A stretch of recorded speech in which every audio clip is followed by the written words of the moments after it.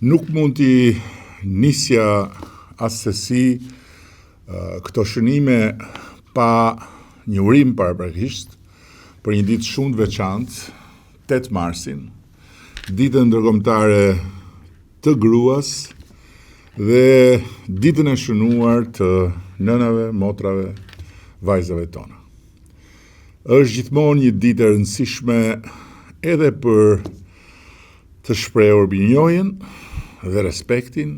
me të gjithë dashurinë e merituar për gratë dhe vajzat që kemi rreth nesh,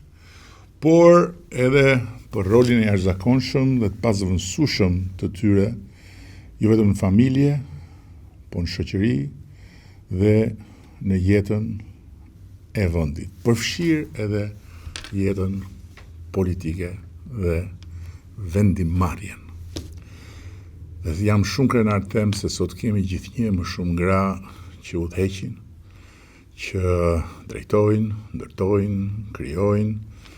dhe kontribojnë drejt për drejt në zhvillimin e vendit tonë.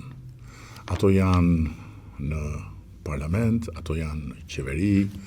ato janë në të gjithë zinxhirin e institucioneve, ato janë në sipërmarrje, ato janë në shkolla, në universitete, ato janë në teatro, në hapësirat e jetës artistike, ato janë në sport, ato janë kudo. Kudo një vlerë e shtuar, kudo një forcë e pazëvendësueshme. Dhe nuk mjafton të shohësh realitetin sot në vendit për kuptuar se energjia dhe roli i grave në jetën publike dhe shoqërore që ka qenë një rol i adresuar, i mbështetur, i promovuar në mënyrë të posaçme në këtë dekadë të qeverisjes son, ka pasur një impakt të jashtëzakonshëm. Ndaj nuk më mbetet veç se të uroj nga zemra,